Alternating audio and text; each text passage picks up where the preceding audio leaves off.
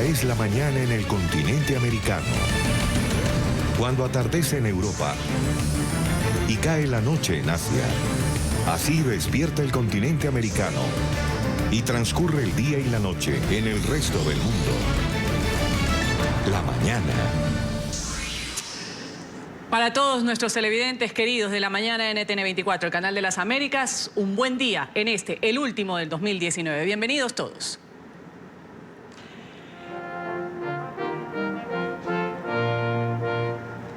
Y empezamos en Australia, que le da a esta hora la bienvenida al 2020.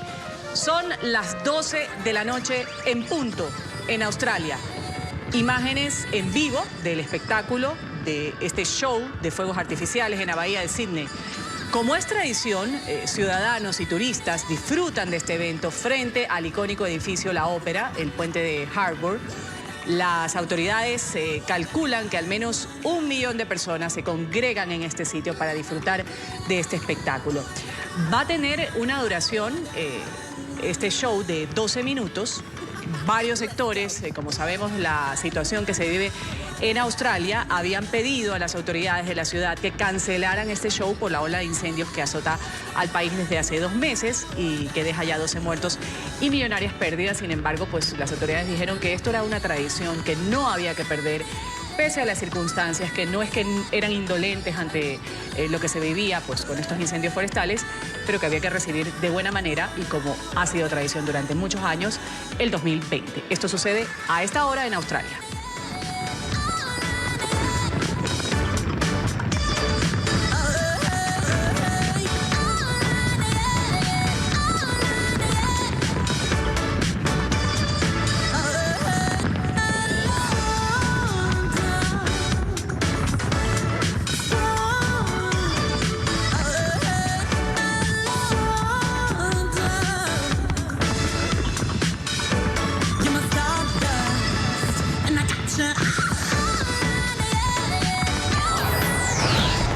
A ver cómo se vive en Nueva Zelanda. Ya celebró la llegada del 2020. En Auckland, la ciudad más poblada del país, miles de personas disfrutaron del show de pirotecnia que iluminó por varios minutos el cielo nocturno. El Sky Tower, un importante edificio, imponente además, de más de 300 metros de altura, fue el lugar del encuentro en donde los residentes turistas dieron la bienvenida a este nuevo año.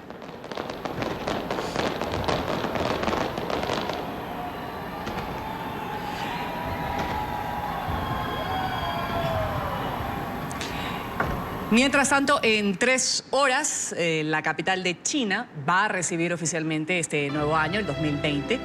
Ahí están los preparativos. Varios edificios emblemáticos en Beijing ya están iluminados por las fiestas de fin de año. Un dron ha captado estas imágenes hermosas de Beijing. Son las 9:03 de la noche, hora local.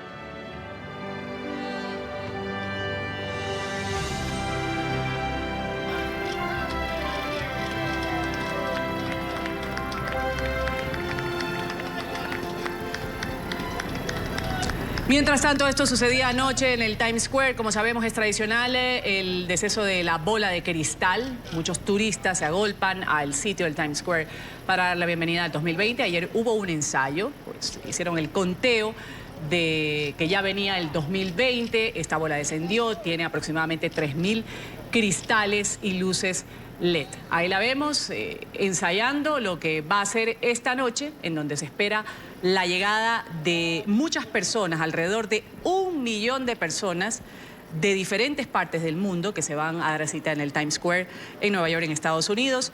Se trata de uno de los eventos gratuitos, los más afamados del planeta, cuyo único costo, el único costo del día de hoy, va a ser soportar el crudo invierno neoyorquino con temperaturas que pueden descender bajo cero. Vamos a esta hora a trasladarnos al lugar de la noticia. Saludamos a Melissa Pacheco. Melissa, ella está en el Times Square. Gracias por este contacto. Cuéntanos, ¿cómo está el ambiente a esta hora? La gente, ¿qué dice? ¿Cuáles son estos deseos profundos, particularmente si tienes hispanos alrededor?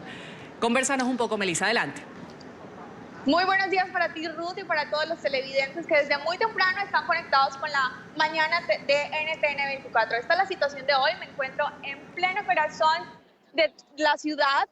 Esto es Times Square. Les quiero mostrar un poco más de cerca cómo desde hace varios días las autoridades han estado desde aquí organizando todo meticulosamente para que los detalles de lo que será esta gran noche, digamos que no haya ningún tipo de altercado, ningún tipo de manifestación que pueda alterar lo que será la despedida de este 2019 y el inicio de esta nueva década, el 2020. Como, no sé si ustedes pueden detallar bien, pero ya se alcanza a ver lo que será la bola, la esfera, la gran esfera de cristal. Aquí están las autoridades, ya mucha gente se está dando cita en este lugar, precisamente porque no se quieren perder ningún detalle de lo que será esta gran noche. Estoy aquí, sí, precisamente con gente latina, con visitantes. Son turistas, ¿verdad? Sí, así es. ¿De qué parte del país son? ¿Del mundo son? Somos de la Ciudad de México. ¿Qué tal? Saludos. Hola. Ok, ¿qué los hizo venir aquí a festejar fin de año en esta ciudad tan fría? Las luces, Nueva York es una ciudad hermosa que todos tienen que venir. Ya estamos preparados con nuestros gorritos, sombreros. Nos trajo aquí las luces, son hermosas y es un lugar muy especial para celebrar el Año Nuevo. ¿Qué tal les han pasado con el clima? Hace frío, pero la verdad no se siente. No se siente con tanta gente aquí. ¿Expectativas para este 2020? Muchos viajes. Muchos viajes. Muchas más experiencias como esta. Más a Nueva York, que es muy bonito. Ajá. Aquí pasan todos los días cosas fascinantes, sobre todo para los turistas. Realmente el clima nos ha favorecido hoy. Está un poco frío, pero no lo que normalmente estamos acostumbrados a ver. De nuevo les quiero mostrar cómo es la situación de hoy, a la expectativa nuevamente de lo que será la despedida de este 2019. Así es, Melissa nos está reportando desde el Times Square, este sitio donde muchos turistas llegan, personas que residen en Estados Unidos, que se han desplazado a ver este evento, que como lo decimos, pues es muy concurrido, el descenso de esta bola de cristal, cantantes también que se dan cita para recibir el año 2020. También hemos conversado con algunos hispanos que están de paseo en Nueva York. Hay un esquema de seguridad total, Melissa, si nos lo puede confirmar también. Se blinda el Times Square, el subway, también hay calles cerradas precisamente para dar seguridad a quienes van llegando de a poco a este evento que va a empezar en horas de la noche. Así es, Ruth, ya desde hace varios días las cuadras de la manzana han sido cerradas por las autoridades, por lo que les había dicho anteriormente, para que ningún tipo de altercado se presente esta noche de celebración de fin de año. Que así sea, Melissa. Vamos a mantener el contacto contigo más adelante para ver cómo sigue la situación en el Times Square, como decimos, este sitio emblemático, uno de los más visitados, 1 millón de personas de diferentes partes del mundo que van a llegar hasta este sitio a disfrutar de lo que sería el recibimiento del 2020. Vamos ahora a citar otros temas, a hablar de tradiciones que se dan alrededor del mundo, algunas sorpresivas, otras raras. Depende de la cultura. Sin embargo, aquí les vamos a citar el 31 de diciembre, qué se hace en diferentes lugares. Por ejemplo, en Estados Unidos hay un beso tradicional a medianoche en ciertos estados, una de las tradiciones más conocidas en este país. La superstición dice que no dar un beso justo después de las 12 asegura 365 días de soledad. ¿Quién quiere eso? Nadie. También vamos a citar el toque de campanas en Japón. Son 108 campanadas conocidas como Hoya no Kane, que se tocan en monasterios budistas particularmente. Con ellas se pretende acabar con los pecados. En Dinamarca, en cambio, la tradición manda a romper los platos tras la cena de fin de año. La vajilla es lanzada contra las puertas de las casas, los seres queridos lo hacen. Quedan encantados con esta acción, puesto que representa cariño y también buen presagio para el próximo año. Esta sí la voy a hacer. Lentejas. En varios países como Italia y Brasil se comen las lentejas, pero también hay quienes cogen un puñado de la lenteja. En Colombia particularmente se hace, las guardan en el bolsillo para atraer abundancia. Hablamos ahora de la ropa interior, también de colores, una tradición muy arraigada en Brasil, en Italia y en Chile, aunque ya se está popularizando en otros países. En Ecuador también se cree que si se usa ropa interior roja, se atrae el amor, la amarilla, se atrae la riqueza, también el verde para tener una buena salud. Y la maleta, esto es indispensable. Siempre en Ecuador se hace, mucho hablo porque es mi país, los creyentes de esta tradición salen a las calles con una maleta, dan la vuelta luego de las 12 de la noche. ¿Qué se dice? Que esto atrae a los viajes. Esta práctica se lleva a cabo en Chile, en Colombia y en Venezuela también. Tirar agua en Uruguay. Esto también es una tradición, un cubo de agua por la ventana en la última noche del año. Al parecer quienes lo hacen creen que esto va a alejar todo lo malo del año que se va. Bueno, hay algunas de las tradiciones que se dan, sin embargo, pues esta temporada de fiestas no trae alegría para todos, eso es un hecho. Algunos lo ven como la peor época del año porque trae recuerdos de algo que se perdió, de una infancia difícil. También está lo que ha sucedido durante el año, la muerte de un ser querido, quienes han pasado por un divorcio, la pérdida de una amistad, las preocupaciones económicas o simplemente estar lejos de la familia. Estos son factores que contribuyen a tener un estado de ánimo que no tiene nada de festivo. A esta hora vamos a saludar en España al psicólogo Xavi Sabin. Un gusto tenerte aquí en la mañana de NTN 24 para hablar un poco de quienes están con el ánimo diferente a lo que significa una alegría o una celebración. Gracias por estar con nosotros. A vosotros, gracias, Ruth. Ustedes ya mismo van a reventar y a recibir el nuevo año allá en Europa. ¿Cuáles son estas causas principales, Xavi, que de pronto haces que te sientas deprimido o que la gente se deprima durante la temporada navideña? Cuando no nos sentimos felices, puede ser o bien, tal y como decías, porque hacemos un balance, ya sea del año o de la vida, y consideramos que hay más motivos para la tristeza que para la felicidad, por pérdidas, por situaciones, por frustración, por cualquier motivo, o bien porque consideramos que en ese mismo instante que estamos viviendo, pues lo que nos rodea no nos acaba de hacer felices. Entonces, dependería un poquito en un sentido o en el otro, pero desde luego la pérdida y la frustración es el principal motivo para considerar que no somos del todo felices. Ahora, Xavi, con estas personas que están pasando por una época difícil, ¿cómo hacer para negociar la nostalgia, la tristeza, el día de hoy o durante todo este tiempo? O sea, hay un corre-corre, que si no buscas el mejor vestido, que si no haces la cena de Navidad, que si la gente se prepara desde comienzos de diciembre para viajar a sus países de origen. Es como muchas cosas a la vez cuando alguien de pronto está susceptible sentimentalmente por esto que decíamos, por estos factores que incrementan o hacen que crezca la tristeza. ¿Cómo se negocia el día de hoy esto? Sí. Una cosa que nos suele ocurrir es que no solo estamos tristes, sino que incluso a veces nos sentimos culpables. Parece que el estado natural, que lo más frecuente sea estar feliz. Y esta es la trampa. Por desgracia, todos sabemos que motivos para la tristeza tenemos todos. Pero cualquier persona que nos esté viendo o que nos esté escuchando sabe que motivos para la alegría también tenemos todos, porque si nos escucha alguien es que está vivo, y si está vivo algo podemos hacer. Entonces, un objetivo importante sería hacer pequeños cambios que sean mejor que la alternativa. No, mejor que la alternativa a veces es poner música, mejor que la alternativa es hacer una llamada, es dar un abrazo, dar un beso, comer algo sabroso. ¿Eso quiere decir que mi vida es perfecta, que todo es fenomenal? Pues no, pero quiere decir que yo hago lo que de mí depende, que es poner una canción bonita, por ejemplo. Xavi, alguna vez un buen amigo me decía, hay que también tratar este tipo de festividades, San Valentín o, por ejemplo, las fiestas de Navidad, cuando se está en soledad, hay que vivir como un día más. ¿Cómo se vive eso? Pues, no es que es el 31 de diciembre y entonces hay que estar mentalizado, se acaba el año, porque empiezan a funcionar la loca de la casa, que es la mente.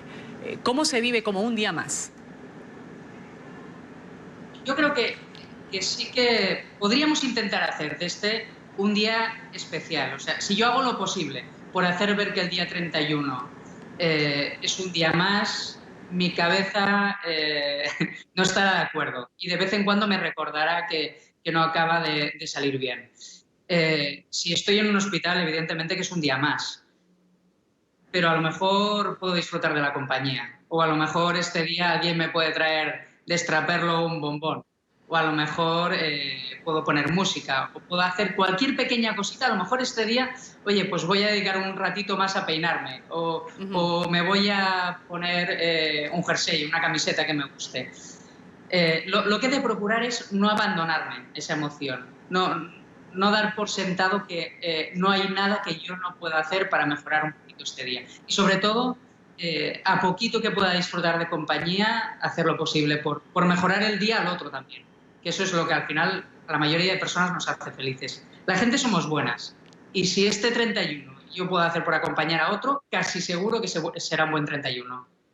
Excelente, excelente recomendación. Dicen que la soledad es una de las cosas más tristes y como tú dices, pues si se da compañía, se da cariño, se da un abrazo, se da un bombón o simplemente pues se trata de acompañar a alguien, pues ya se está haciendo mucho.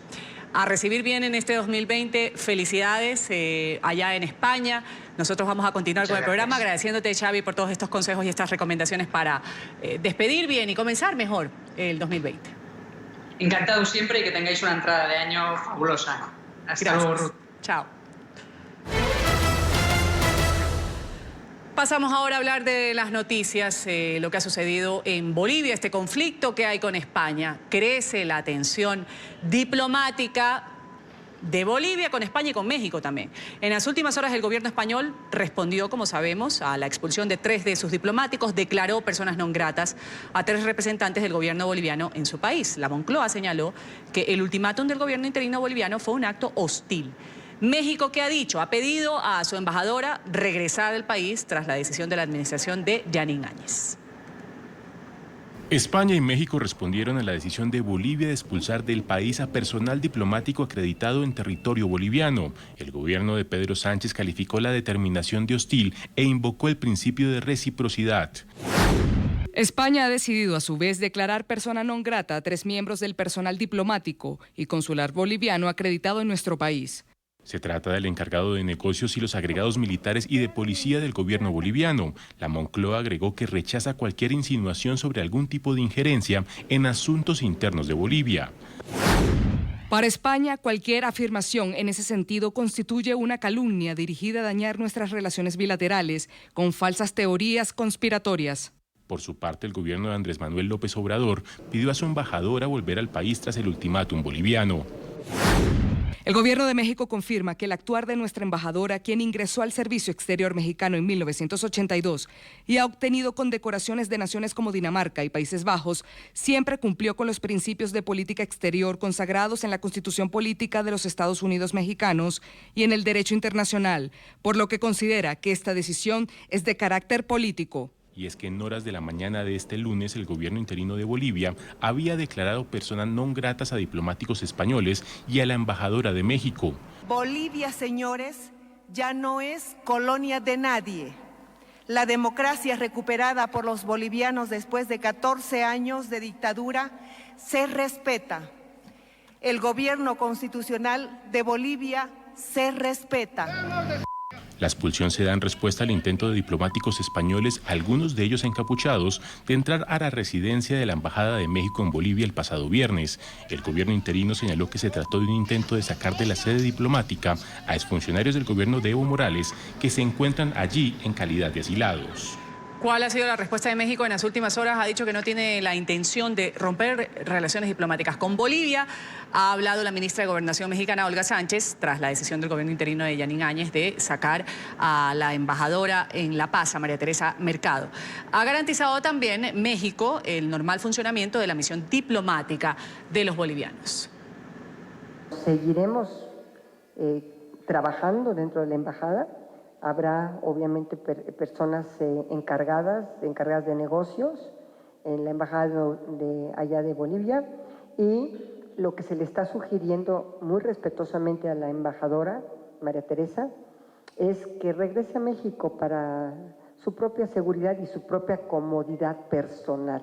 Mientras no se rompan relaciones, mientras, digamos, exista tensión como existe, porque no podemos negar que existe una tensión entre el gobierno de México y ahorita las autoridades de Bolivia, pero mientras los mexicanos no decidan regresar, pues no deciden regresar, y si deciden regresar los residentes de allá, pues simplemente sí se tendrá un plan, definitivamente un plan para darles oportunidades aquí en México.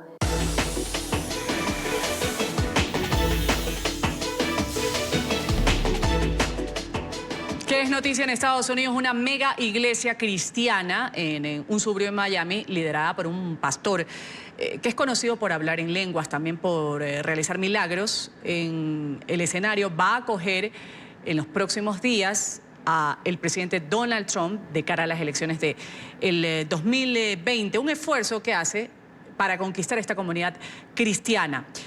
Feligreses están rechazando la llegada del mandatario, que va a darse el próximo 3 de enero. En Miami, quien tiene el reporte es Paola Serna. Paola, ¿por qué no quieren que vaya Trump?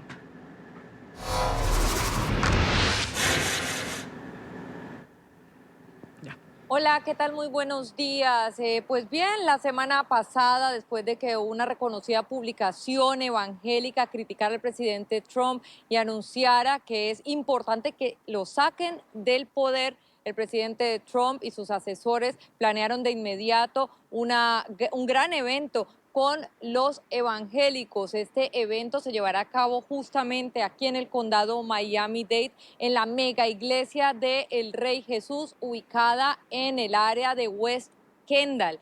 El pastor Guillermo Maldonado, un reconocido pastor de aquí del sur de la Florida, ha sido fuertemente criticado, particularmente por miembros de la comunidad que asisten regularmente a esta iglesia evangélica. Esto debido a que justamente las políticas migratorias, particularmente el presidente Donald Trump, pues ha terminado afectándolos, y hay personas que se encuentran sin documentos y asisten a esta iglesia. Han dicho que básicamente las críticas tienen que ver con que está poniendo en riesgo a la comunidad que no tiene documentos en esta zona del sur de la Florida, de que en el momento que vayan o asistan a la iglesia o vayan al evento, pues puedan ser rastreados por inmigración.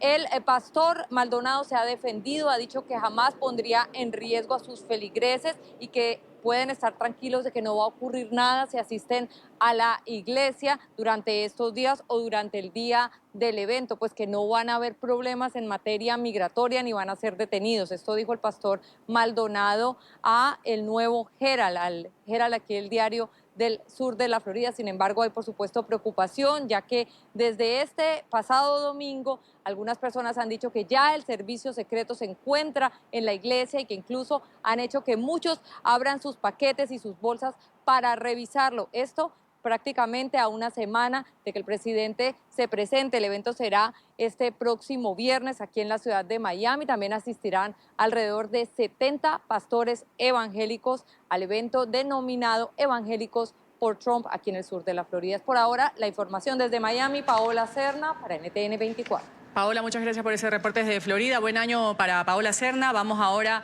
a hablar de la alerta que hay en Bagdad. El embajador y personal diplomático de la Embajada de Estados Unidos en esta zona han sido justamente evacuados ante la escalada de manifestaciones e incendios contra las instalaciones. Aumentar las tensiones, eso es lo que se está dando. También protestas por los bombardeos ejecutados por Washington, que han dejado 25 muertos el domingo en la frontera sirio-iraquí. Saludamos con este reporte a nuestra periodista en Washington, Emiliana Molina. Emiliana, un buen día. Así es, Ruth, ¿qué tal? Muy buenos días. Pues una forma bastante difícil de terminar el año allá en Bagdad, ¿no? Son miles los manifestantes y milicianos que llegaron a la puerta principal de la Embajada de Estados Unidos en Bagdad, protestando contra los bombardeos de la administración de Donald Trump contra una facción pro-iraní. El Ejecutivo envió una alerta por medio de Twitter en los últimos minutos advirtiendo a las fuerzas de seguridad iraquíes a proteger la Embajada de Estados Unidos y frenar el paso de los manifestantes que han logrado incendiar partes de las instalaciones. Trump asegura que Irán está detrás de estos ataques. Irán mató a un contratista estadounidense, hiriendo a muchos. Respondimos con firmeza y siempre lo haremos. Ahora Irán está orquestando un ataque a la Embajada de Estados Unidos en Irak. Se les considerará totalmente responsables. Además, esperamos que Irak use sus fuerzas para proteger la embajada, y así lo notificamos. La administración los acusa de atentar en repetidas ocasiones contra intereses norteamericanos en Irak. Los ataques aéreos dejaron en la noche del domingo al menos 25 combatientes iraquíes muertos y 51 heridos y han provocado una ola de indignación en el país árabe que ha aumentado la rabia contra la presencia estadounidense. Se ha demostrado que esta embajada es una embajada de conspiración contra Irak, la embajada de espionaje contra Irak y la embajada de los planes de sabotaje en Irak. Es un lugar de conspiración contra Irak, es un lugar de apoyo a los saboteadores. Esta embajada es el lugar de apoyo al guasón estadounidense. Este lugar es donde se han llevado a cabo todas las operaciones de sabotaje. Este lugar es donde se viola la soberanía del país. Los manifestantes que atravesaron los puestos de control que normalmente restringen el acceso a la zona verde de alta seguridad donde está la embajada gritaban muerte a Estados Unidos. Las fuerzas especiales de seguridad de Irak se desplegaron delante de las puertas del edificio para impedir la entrada, pero aún así los manifestantes quemaron banderas estadounidenses, arrancaron las cámaras de seguridad en la zona y lograron ingresar a partes de la embajada. El mismo domingo, Mike Pompeo, el secretario de Estado de Estados Unidos, Mark Esper, secretario de Defensa también de Estados Unidos, junto a un militar, viajaron a West Palm Beach, a Mar-a-Lago, donde se hospeda el mandatario estadounidense Donald Trump en las vacaciones, y dieron una breve rueda de prensa explicando los bombardeos de parte de Washington. El ataque que tuvo lugar contra una instalación iraquí amenazó a las fuerzas estadounidenses. Esto ha estado sucediendo ahora por semanas y semanas y muchas más. Este no fue el primer conjunto de ataques contra esta instalación iraquí en particular y otras donde hay vidas estadounidenses en riesgo. Y hoy lo que hicimos fue dar respuesta decisiva que deja en claro lo que el presidente Trump ha dicho durante muchos meses, que es que no toleraremos que la República Islámica de Irán tome medidas que pongan en peligro a hombres y mujeres estadounidenses. Siempre honraremos ese compromiso de tomar medidas decisivas cuando eso ocurra. Y dentro del edificio, según Reuters, quedan miembros de personal de seguridad de los Estados Unidos.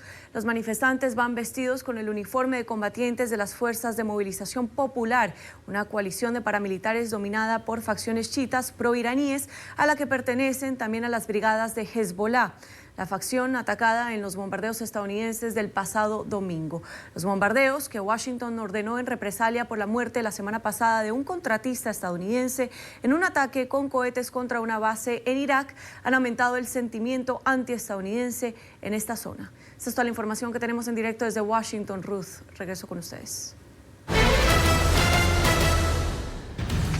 Gracias por ese reporte, Emiliana. Vamos a revisar otras noticias en agenda informativa. El régimen de Nicaragua ha concedido arresto domiciliario a 91 opositores que llevaban meses o incluso más de un año en la cárcel. Entre los liberados se encuentra la autodenominada Banda de los Aguadores, formada por 16 activistas arrestados el pasado mes de noviembre cuando intentaban dar agua a un grupo de mujeres que se mantenía en huelga de hambre en una iglesia asediada por la policía y que exigían la liberación de los llamados presos políticos. 65 personas aún continúan encarceladas desde que comenzaron las protestas contra Daniel Ortega en abril del 2018. Todos nosotros, unidos, queremos que ellos tomen conciencia, que la pareja presidencial tome conciencia, que abra las puertas del diálogo, que es el único medio que nos va a llevar a restablecer la paz y la democracia en nuestro país. Esa es mi esperanza, que ellos entiendan, que pidan a Dios para que les dé sabiduría, que les dé humildad. Opino de que es justo, porque nosotros aquí no estábamos por el poder, no estábamos que por el dinero, aquí nosotros estábamos por defender más que todo al pueblo. Porque si no protestábamos nosotros, que éramos los jóvenes, ¿quién iba a hacer? Lo hicieron los viejitos, los de Cachumbaro. Lo hicimos nosotros, nos metieron presos. Pero no importa, aquí seguimos. En las últimas horas se conoció el video que muestra la captura del autor del ataque con cuchillo registrado el sábado de la noche en la casa de un rabino en Nueva York. Ahí vemos en las imágenes el momento en el cual los policías detienen al sospechoso que huyó de la escena de la agresión en un vehículo tras herir a 5 personas. El hombre, identificado como Grafton Thomas, de 37 años, enfrenta al momento 5 cargos de intento de asesinato, robo. Va a tener que presentarse ante una corte el próximo 3 de enero. Su abogado dijo que necesita una evaluación psiquiátrica. Mi impresión al hablar con él es que necesita una evaluación psiquiátrica seria y ese es el enfoque principal. No sé si los que están haciendo estas acusaciones han pasado un momento hablando con él o relacionándose con él, pero mi impresión, por lo que he leído en mi conversación con él, es que hay problemas psiquiátricos graves. No puedo decirles si lo que se manifiesta es antisemitismo en un momento dado, no lo sé. Los incendios forestales que arden sin control en Australia han obligado este martes a miles de personas a refugiarse en las playas del sureste del país. Hemos visto escenas terribles en Nueva Gales del Sur. Decenas de personas huyendo del fuego se han congregado cerca del mar. Las llamas hasta el momento han dejado 12 muertos en Australia.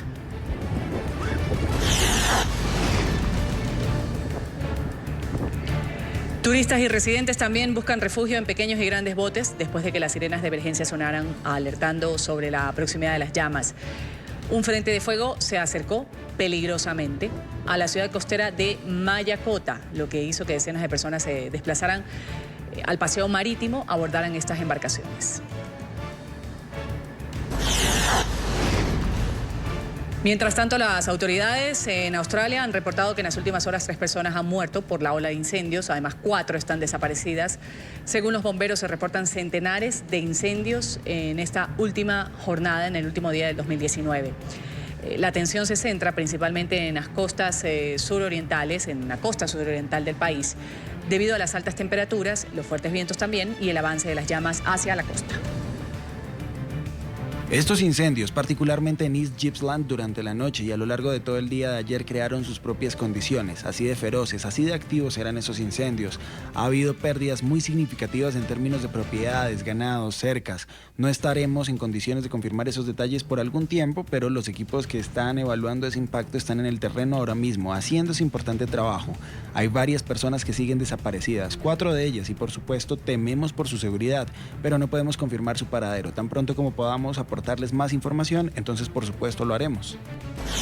Y esta es otra dramática imagen que nos llega desde Australia, decenas de canguros. Ahí los vemos huyendo de los incendios, tratan de salvar sus vidas, también la de sus crías. En las imágenes ahí se ve a un grupo de animales saltar rápidamente, escapando de una densa nube de humo que cubrió su hábitat. La grabación ha sido captada por un residente de la zona, fue tendencia en redes sociales. Las autoridades no han dado una cifra oficial, pero temen que miles de animales hayan muerto durante la emergencia que azota el territorio desde que comenzó el mes de noviembre.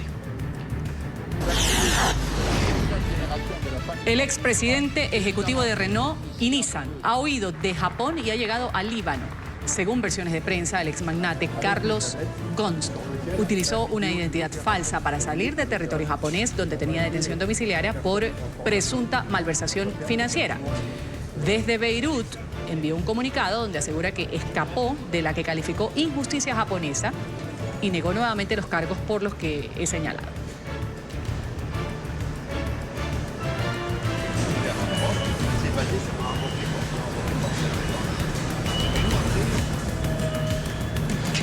Aquí hacemos una pausa comercial en la mañana, enseguida retornamos con las festividades que no son alegría, como lo decíamos, para muchos, principalmente para venezolanos que han salido de su territorio. Hay mucha mendicidad en las calles. Vamos a hacer un recorrido por Bogotá, particularmente para hablar con estos migrantes que han huido de la crisis que hay en su país. Y lo decíamos, la situación de algunos venezolanos en Colombia en estas festividades, Navidad, fin de año. Hemos hecho un recorrido por las calles de Bogotá. Carlos Arturo Albino, nuestro periodista de nuestra cadena aliada RCN Televisión, ha conversado y ha tomado algunas impresiones tristes de los venezolanos. ¿Cuántos años estudió usted para ser trabajadora social? 5. ¿Cuántos años trabajó en Venezuela como trabajadora social? 10. ¿Y aquí en Bogotá qué hace? Vender dulces. A Mirla la acompaña este pequeño Santa Claus. Es su hijo de 8 años que por estar de vacaciones en la escuela está hoy con su mamá en este andén en el suroccidente de Bogotá. Mirla tiene 50 años, llegó hace un año de Venezuela y así se gana la vida, vendiendo dulces. Andando de carro en carro, hay personas que sí son bien buena gente porque no puedo, bueno, aquí calidad. Nos han recibido muy bien, maravilloso. Es profesional, graduada en Venezuela, pero la falta de comida la obligó a ella, su esposo y sus hijos a escapar del vecino país. Yo soy trabajadora social, para que usted vea. No ha sido fácil.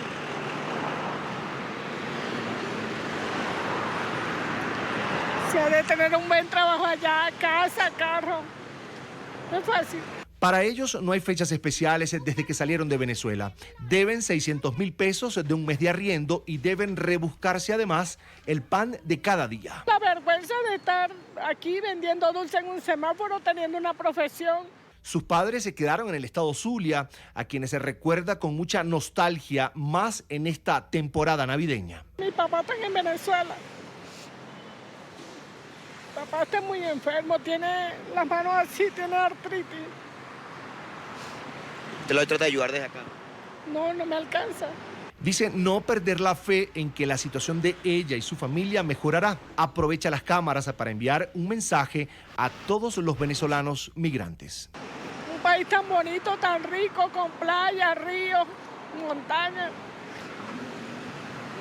Un país tan rico en lo que hemos quedado. Agradece a Colombia que le ha permitido, a pesar del trabajo informal, comer mejor. Esto fuera de Venezuela, dentro de Venezuela en este 2019, ¿qué es lo que está pasando? Hay escasez de combustible, entre otras cosas. Vamos a esta hora a ver las largas filas que hay en estaciones de servicio para abastecerse de gasolina. Saludamos a Luis Gonzalo Pérez, quien nos reporta desde Caracas. Adelante. Hola Ruth, muy buenos días, gracias por el contacto y a los televidentes específicamente. Nos encontramos en la ciudad capital, Caracas, a donde amanecemos este 31 de diciembre con un panorama un poco desalentador. Las personas han llegado a distintas estaciones de servicio haciendo largas colas para poder abastecerse del combustible. Le hemos consultado algunas y también están recibiendo pura gasolina del octanaje 91, no hay octanaje 95. No es la única estación de servicio que se encuentra con este panorama, pero es difícil ver cómo cerramos este año con escasez de combustible en la misma ciudad capital. Vamos a mostrarle a través de las cámaras de nuestro camarógrafo Ronald Pérez cómo en esta estación en el municipio Baruta, que conecta con el municipio Chacao, cómo ya las personas desde tempranas horas están haciendo estas largas filas para abastecerse de combustible. Muchas de estas personas necesitan trasladarse a otros lugares, a otros estados de Venezuela, pero la situación es aún más complicada.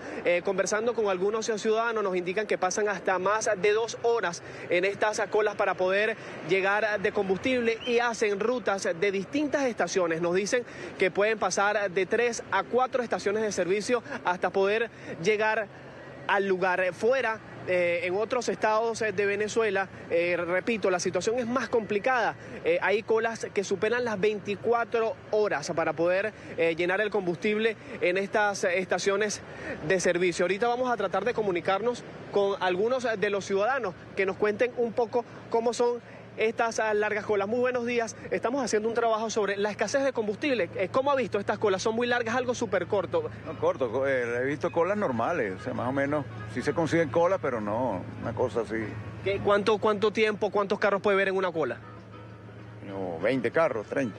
20 carros. Bueno, este ciudadano nos indica que alrededor de 20 carros están atrás de él, pero repito, esto se está complicando no únicamente en la ciudad capital, sino en otros estados del país. Vamos a tratar de comunicarnos con otras personas. Muy buenos días, estamos haciendo un trabajo sobre la gasolina. Cerramos el año con escasez.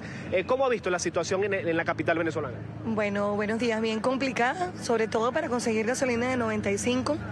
En varias bombas donde siempre ha habido el suministro de gasolina regularmente, pues he visto que hay escasez. Hay varias bombas que están cerradas y bueno, nada, me vine hasta acá a hacer el CCCT porque sé que aquí por lo regular siempre traen gasolina 95 y 91. ¿Cuántas estaciones de servicio tiene que recorrer para poder surtir de gasolina? Bueno, realmente ayer recorrí 6 y no conseguí gasolina. ¿Qué se siente como venezolano cerrar el año de esta manera? Un país petrolero pero con escasez de gasolina. Una frustración muy grande, realmente. Y una tristeza infinita, porque realmente yo soy de las que ama Venezuela, no me quiero ir de aquí. Todavía tengo mis raíces sembradas acá y cada día se hace más complicado pues la situación para como sobrevivir acá en Venezuela. Para sobrevivir. ¿No indica su nombre? Lorena. Bueno, esta ciudadana de nombre Lorena, repito, ella está en esta estación de servicio, nos indica que se le ha hecho complicado poder surtir la gasolina de 95. Están recibiendo gasolina de octanaje número 91. No sucede únicamente en la ciudad capital, sino en el resto de Venezuela. La escasez de gasolina se sigue apabullando, las personas se siguen ahogando en estas crisis que atraviesa el país. Sin embargo, despedimos este pase para nuestro Centro Internacional de Noticias, que les habla desde la ciudad de Caracas. Para NTN 24, Luis Gonzalo Pérez. Luis Gonzalo, gracias por ese reporte. Varias versiones en una fila enorme que se ve de quienes pretenden abastecerse de combustible. Un señor decía 20 carros no es nada, otra señora en cambio decía cómo es posible que esté tanto tiempo aquí, que antes era un servicio normal hace muchos años y ahora pues tengamos prácticamente que estar padeciendo para conseguir combustible. Gracias por ese reporte desde Caracas. Vamos antes de la pausa comercial. Muchos habremos escuchado que en América Latina rige el calendario gregoriano. Estas palabras se escuchan cuando se aproxima un año bisiesto, como el que viene, el 2020. ¿Qué es el calendario gregoriano? ¿A qué se refiere este término? ¿Qué lo diferencia de lo que rigen en otras partes del mundo? ¿Qué tan preciso resulta ser, teniendo en cuenta que los desfases del tiempo se presentan debido precisamente a esta rotación de nuestro planeta alrededor del Sol? Álvaro Vélez, nuestro contador de historias, nos cuenta más.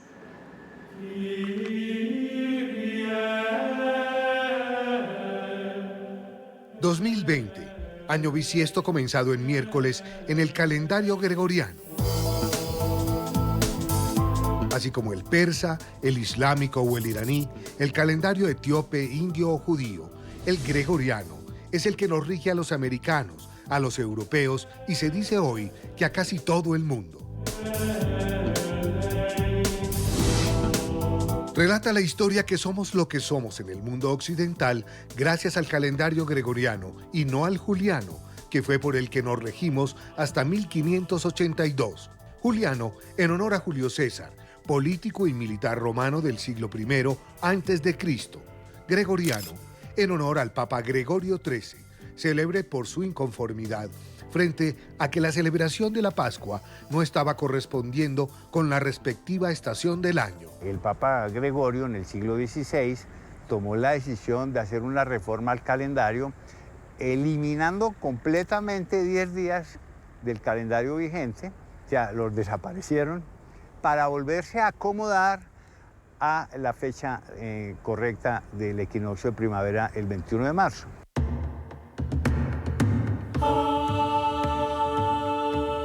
El Papa Gregorio XIII quiso asesorarse por el más sabio de los sabios de la época y, de acuerdo con sus averiguaciones, para el efecto que anhelaba de lograr el más preciso e incontrovertible de los calendarios, no existía nadie más calificado que el jesuita, matemático y astrónomo alemán Cristóbal Clavio.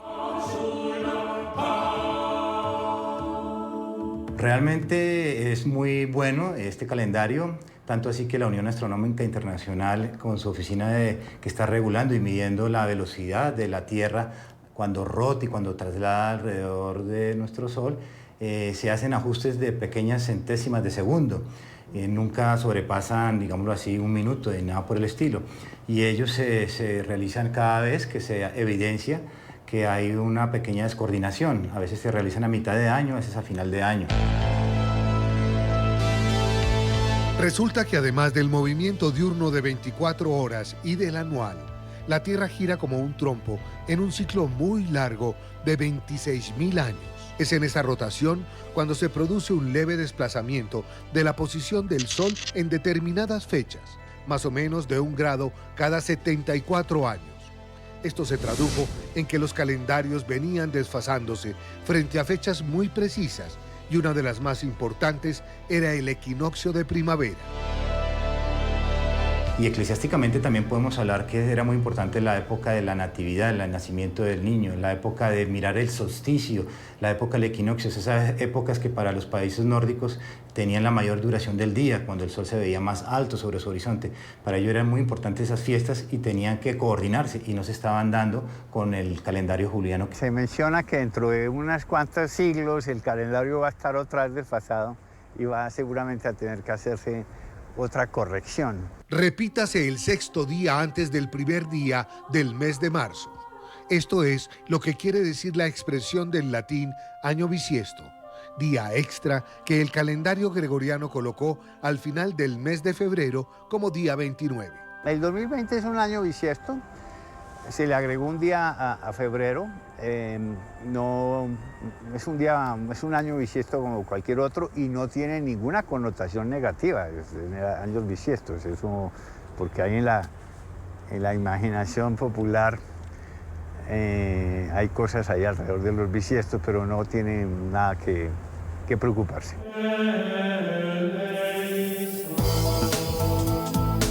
Hoy se considera como una curiosidad que Inglaterra, Gales e Irlanda y en las colonias británicas se resistieran a adoptar el calendario gregoriano y solo claudicaran en su empecinada posición hasta entrado el siglo XVIII.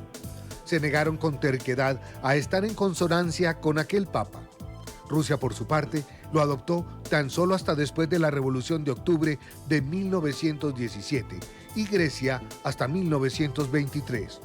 Hoy, en virtud de su precisión, los países usuarios creen que tendremos calendario gregoriano para muchísimos años más.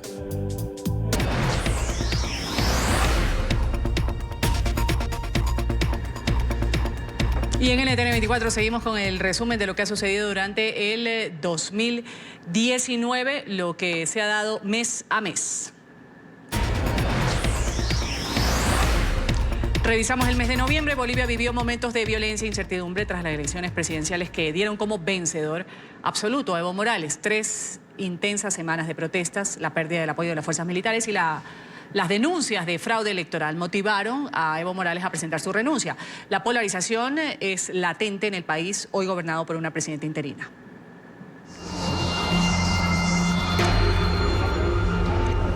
El 20 de octubre de 2019, millones de bolivianos salieron a elegir al sucesor de Evo Morales. Durante el conteo de votos comenzó la tensión, quedó estancado en el 83% y para entonces los números pronosticaban una segunda vuelta entre el líder indígena y el opositor Carlos Mesa. La tendencia sorprendentemente favoreció a Evo y el 25 de octubre fue declarado oficialmente vencedor. Los resultados de los comicios desataron una de las épocas más violentas en la historia reciente de Bolivia.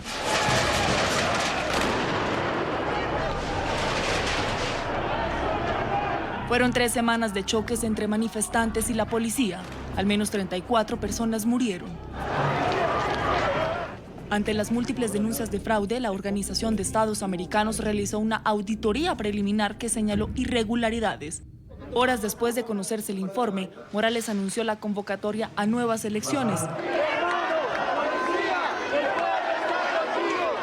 Poco después y en medio de más movilizaciones, Evo perdió el respaldo de las Fuerzas Armadas. Sugerimos al presidente del Estado que renuncie a su mandato presidencial. ¡No están solos, carajo! Fue desde Cochabamba, su bastión, donde Morales pronunció las palabras que dieron fin a casi 14 años de gobierno. Que he decidido renunciar a mi cargo de presidencia. Miles de ciudadanos celebraron en las calles, otros lamentaron su salida del poder. La dimisión del jefe de Estado y su vicepresidente Álvaro García generó un vacío político. Yanine Áñez, segunda vicepresidenta del Senado, sucesora en la cadena de mando, asumió entonces como mandataria interina. Al tiempo, Evo Morales abandonaba el país. El pasado 12 de noviembre llegó a México, donde le concedieron asilo. Colombia vive desde noviembre una serie de manifestaciones en el marco de un paro nacional convocado por centrales obreras, estudiantes y profesores. Todo comenzó el 21 de este mes cuando se registraron movilizaciones masivas en todo el territorio nacional. La violencia empañó la jornada en la capital, Bogotá, y en la ciudad de Cali. Las autoridades locales decretaron un toque de queda para frenar los disturbios. Latinoamérica venía experimentando una ola de descontento social. Colombia no fue la excepción. El 21 de noviembre marcó el inicio de una serie de marchas en contra de las políticas del gobierno. Demandas sociales que rechazan, según los promotores, las intenciones del Ejecutivo de llevar a cabo varias reformas, entre ellas la tributaria y la pensional.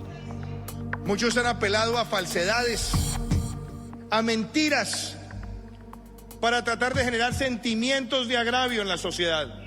Al gobierno le pedimos que cumpla la palabra que dijo en su campaña y que garantice realmente los acuerdos de paz para cada uno de los colombianos y colombianas que estamos en el territorio nacional.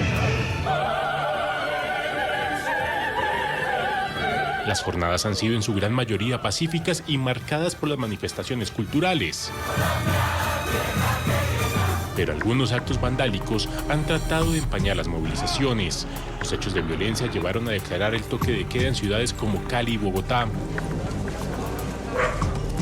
En la capital, la medida no se decretaba hacía 42 años, histórico como lo sucedido en las primeras noches del llamado paro nacional.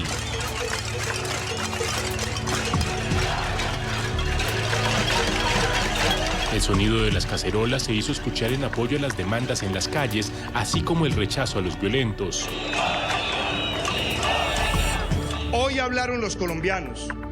Los estamos escuchando. Un episodio que tristemente ha marcado estas protestas fue la muerte de Dylan Cruz, un joven que en la tarde del 23 de noviembre había salido a marchar por el centro de Bogotá. El disparo de un agente del SMAT lo hirió gravemente en la cabeza. El estudiante falleció días después. La muerte del joven es secundaria al trauma cráneoencefálico penetrante, ocasionado por munición de impacto, disparado por arma de fuego. Los anteriores hallazgos permiten establecer como manera de muerte médico-legal violenta homicidio. Agentes del Estado también han resultado afectados por los actos de violencia. Al menos 379 oficiales han resultado heridos en el desarrollo de las protestas. Mientras tanto, el gobierno ha propuesto un diálogo nacional con varios sectores de la sociedad y un diálogo directo con los promotores del paro para lograr zanjar las diferencias y lograr un acuerdo para superar la crisis.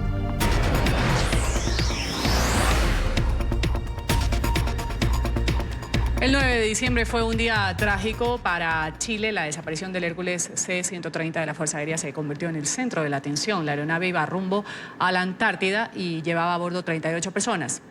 3 días después, las autoridades chilenas informaron que encontraron restos humanos y también del fuselaje del mar, el mar del Drake, zona donde justamente se perdió contacto con esta aeronave.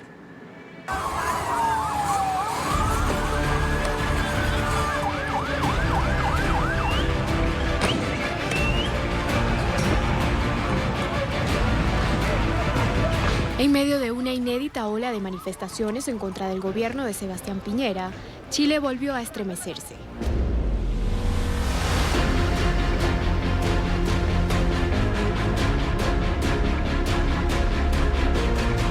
El país conoció que el avión Hércules C-130 de la Fuerza Aérea desapareció cuando realizaba una misión con destino a la Antártida. Las alarmas se encendieron por este mensaje vía Twitter que se realizó desde la capital de Argentina. Atento, Hércules de las FACH sin contacto desde las 18 horas. Marambío en alerta, esperemos no sea nada.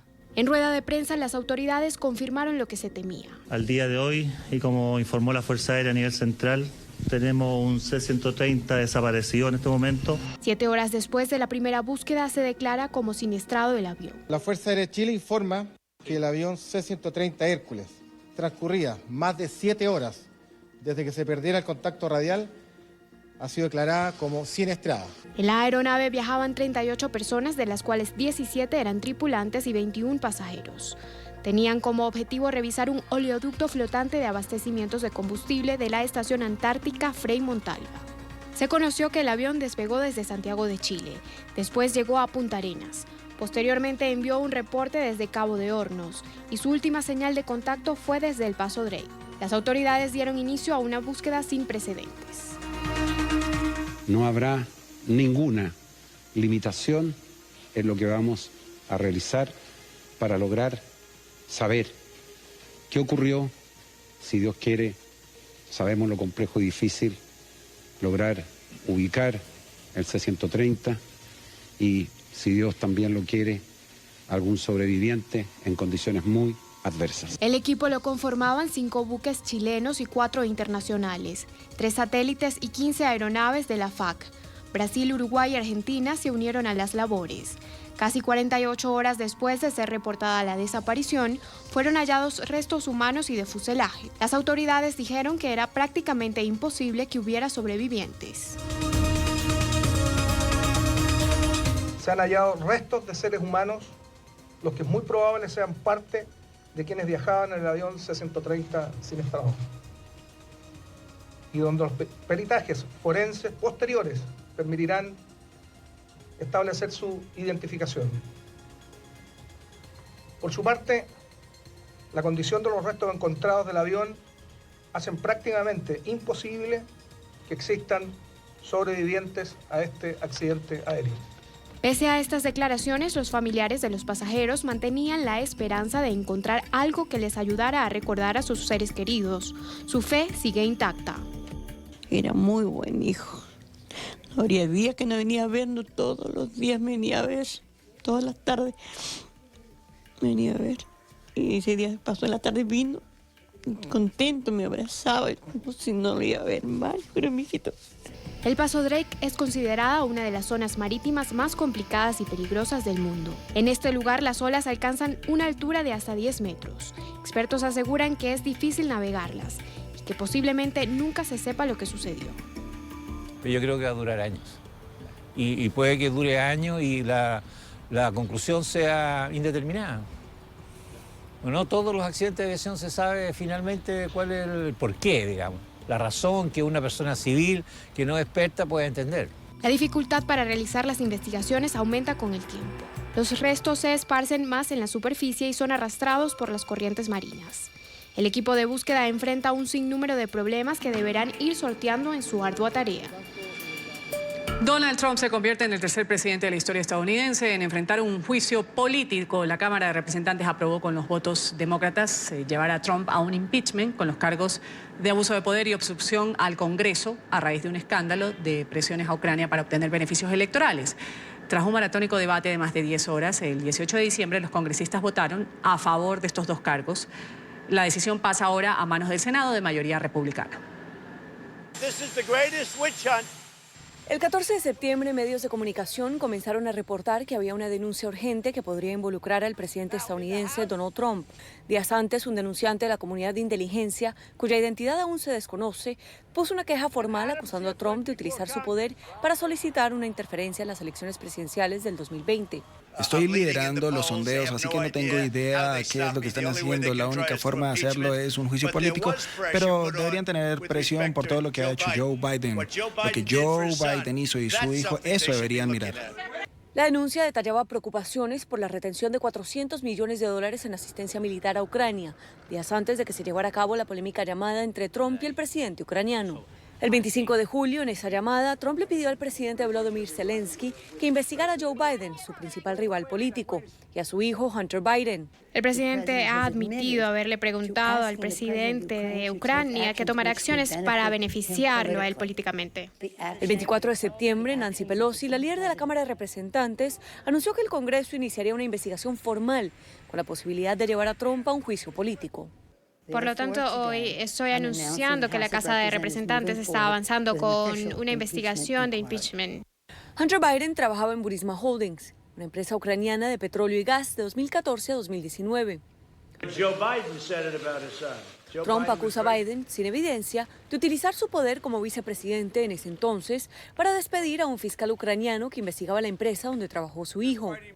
Usted es un maldito mentiroso, eso no es verdad.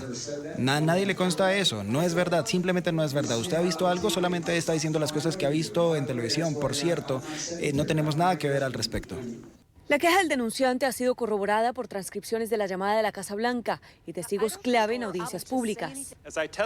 El embajador de Estados Unidos ante la Unión Europea, Gordon Sondland, quien le donó $1 millón a la campaña de Trump, aseguró bajo juramento en el Congreso que sí hubo un quid pro quo.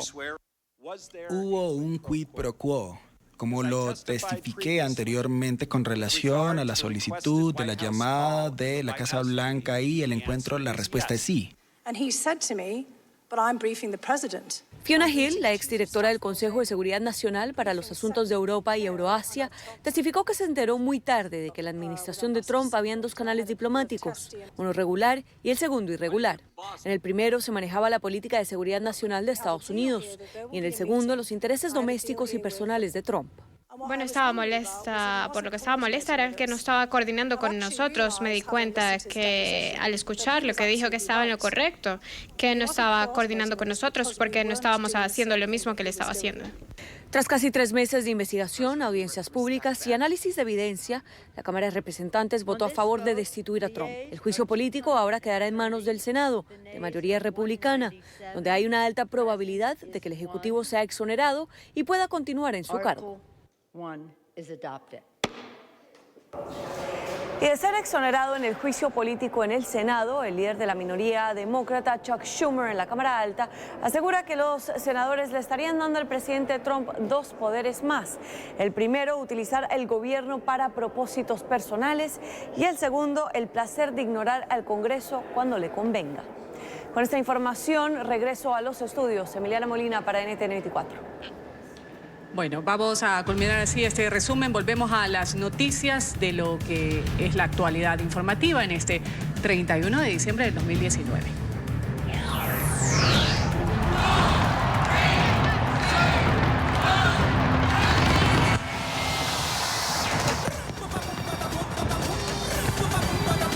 Y Australia le ha dado la bienvenida al 2020. El espectacular show de fuegos artificiales se llevó a cabo en la bahía de Sydney. Como es tradición, ciudadanos y turistas han disfrutado de este evento frente al icónico edificio de la ópera y el puente Harbour.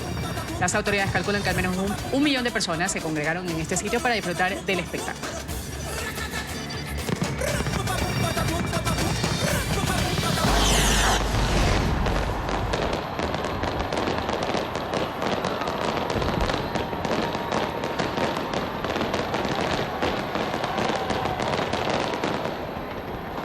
Mientras tanto, en Nueva Zelanda también se recibió el 2020.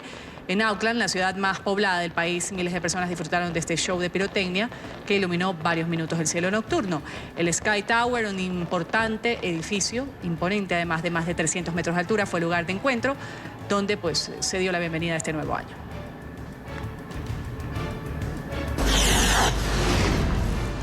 Times Square se blinda para la ceremonia de Año Nuevo. El Departamento de Policía de Nueva York ha dispuesto drones, miles de agentes también para salvaguardar la seguridad en el emblemático sitio que espera a más de 1 millón de espectadores.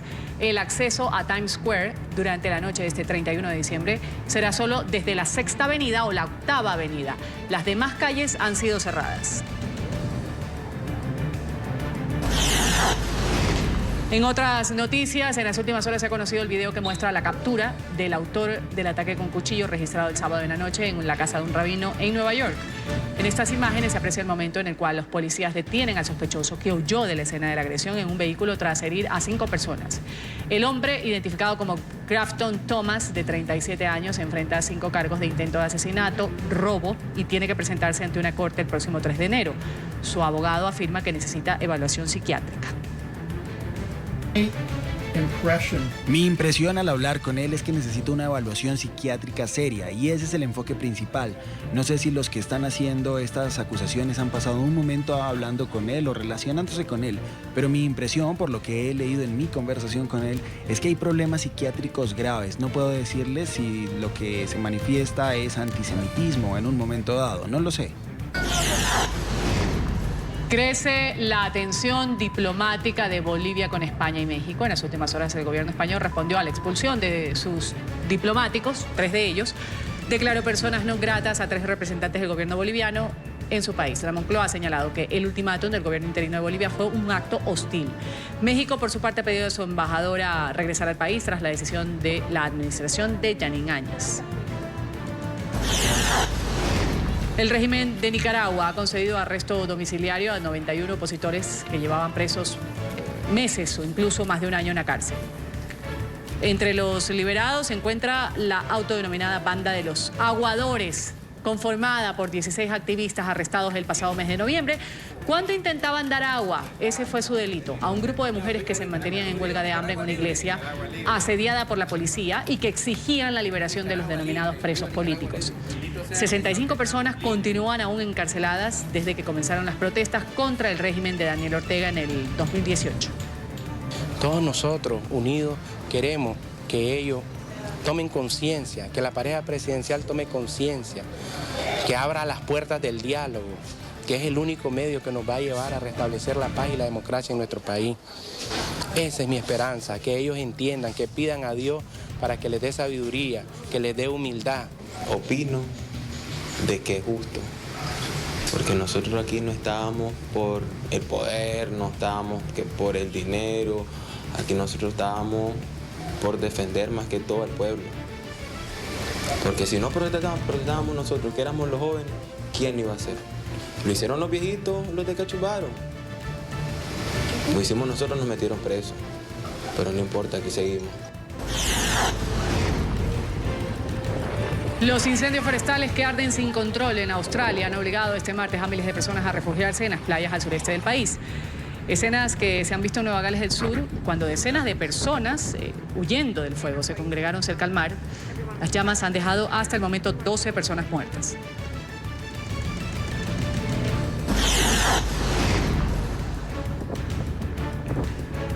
Turistas y residentes también han buscado refugio en pequeños y grandes botes después de que las sirenas de emergencia sonaran, alertándolos sobre la proximidad de las llamas. Un frente de fuego se acercó peligrosamente a la ciudad costera de Mayakota, hizo que decenas de personas se desplazaran al paseo marítimo y abordaran varias embarcaciones.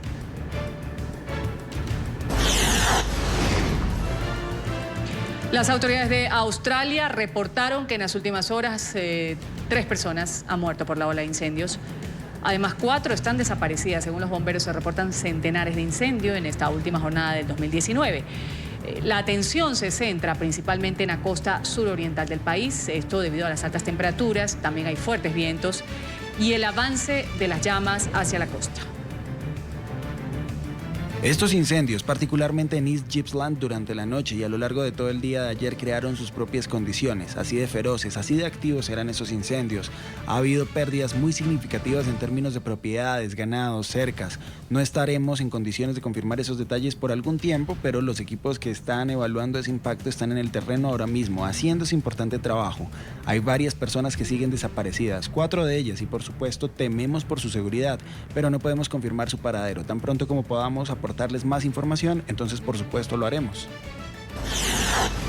Y esta es otra dramática imagen que nos llega desde Australia. Decenas de canguros huyen de los incendios tras salvar o tratan de salvar sus vidas y la de sus crías. En estas imágenes ahí se ve el grupo de animales saltar rápidamente, escapando de la densa nube de humo que ha cubierto su hábitat. Fue captada por un residente de la zona, fue tendencia en redes sociales y aunque las autoridades no han dado una cifra oficial, temen que miles de animales hayan muerto durante la emergencia que azota al territorio desde comienzos del mes de noviembre.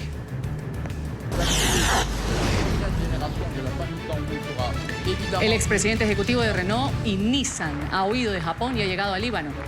Según versiones de prensa, el exmagnate Carlos Ghosn utilizó una identidad falsa para salir de territorio japonés, donde tenía detención domiciliaria por presunta malversación financiera. Desde Beirut ha enviado un comunicado, asegura que escapó de lo que ha calificado una injusticia japonesa. Negó nuevamente los cargos por los que he señalado.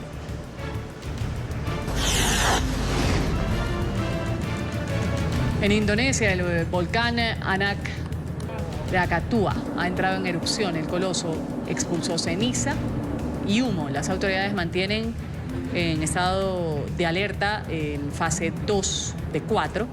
Han instado a la población a no acercarse ni realizar actividades en un área de 2 kilómetros del volcán.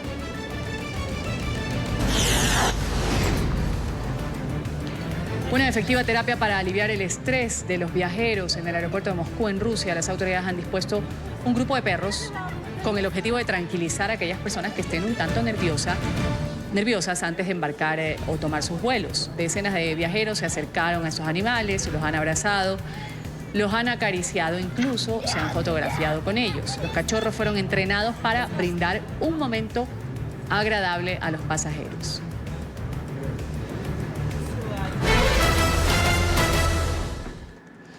Seguimos hablando de las tradiciones que se dan en algunos países para despedir el año que se acaba, el 2019. En Colombia, en Ecuador también, se quema el año viejo, así se lo denomina. Nuestra cadena de noticias RCN Televisión ha entrevistado a Olmedo Galeano, un tueleño que confecciona estos muñecos. Las creaciones hechas con cartón, con papel, con tela, son quemadas el día de hoy a las 12 de la noche en varias partes del país. Olmedo Galeano es conductor de una ambulancia, pero en sus días de descanso se dedica por completo al oficio que le dio el sustento por años, fabricar muñecos a los que saluda como parte de su familia.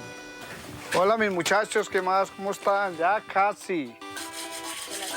Sus manos toman el material reciclable y lo moldea para dar vida a sus creaciones. La mayoría es por encargo. Se inspira en personajes de la vida nacional. Son hechos a punto de reciclable,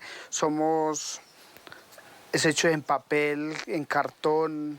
Aunque ahora lo hace por pasatiempo y para obtener ingresos extras, el amor por estos muñecos a los que les pone el alma fue por muchos años su principal fuente de trabajo. Anteriormente se vendía mucho muñeco y gracias a eso hemos sacado adelante los muchachos y han podido estudiar. Para él sus muñecos son más que residuos de tela y de papel.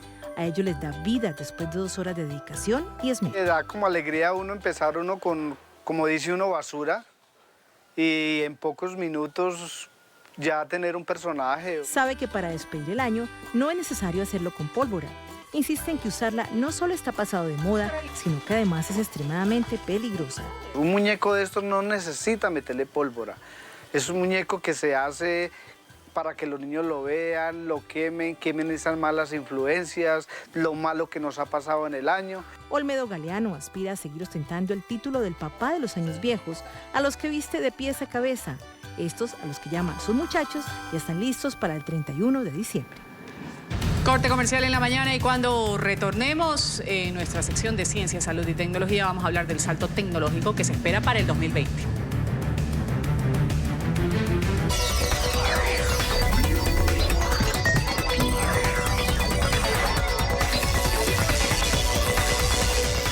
Lo decíamos antes del corte, 2020-2020, el gran año del salto tecnológico. Así ha sido calificado el inicio de la próxima década, que nos va a sorprender con avances en la inteligencia artificial, la banca digital y también la ciberseguridad. En la última década la tecnología ha cambiado en el mundo en todos los aspectos y a una velocidad imparable. Sin embargo, lo que se avecina para el 2020 no es menor, debido al gran avance que está teniendo el sector industrial con la implementación de la nueva era digital. Según expertos, el 2020 ha sido calificado como el gran año del salto tecnológico y se espera que haya un mayor crecimiento en el desarrollo de inteligencia artificial, Big Data, Internet de las Cosas, seguridad y banca digital.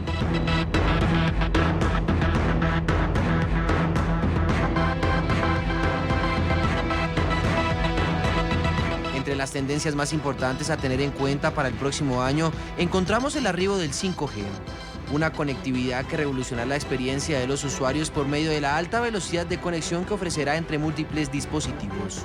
El 5G es un motor y es el hilo conductor de muchas de estas tecnologías digitales que van a llegar. El 5G va a hacer posible la telemedicina, la teleeducación, va a ser posible que los contenidos se vean más rápido, va a ser posible que mucho el IoT y mucho la cuarta revolución industrial sea una realidad. Por otro lado, la inteligencia artificial promete seguir creciendo.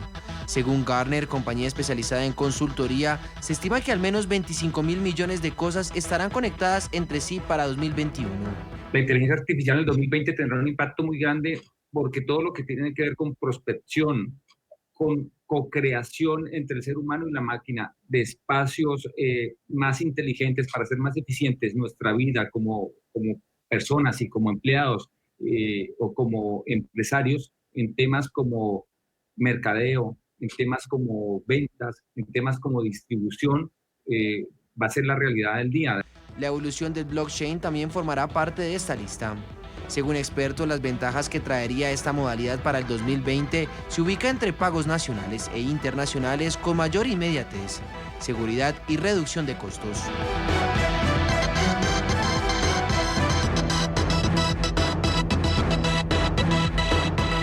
Se estima que para 2020 los ataques informáticos, el phishing y los deepfakes tendrán un alto nivel de presencia en comparación con años anteriores. El mundo va a ser cada vez más digital. Todo lo que tiene que ver con seguridad en el Internet, seguridad a todo este mundo digital es fundamental.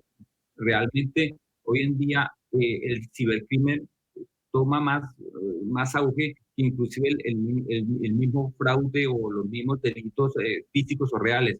Entonces todo este tema de ciberseguridad y soluciones de ciberseguridad son necesarias tanto en el entorno personal para cada uno de nosotros como ciudadanos, tanto en el entorno empresarial.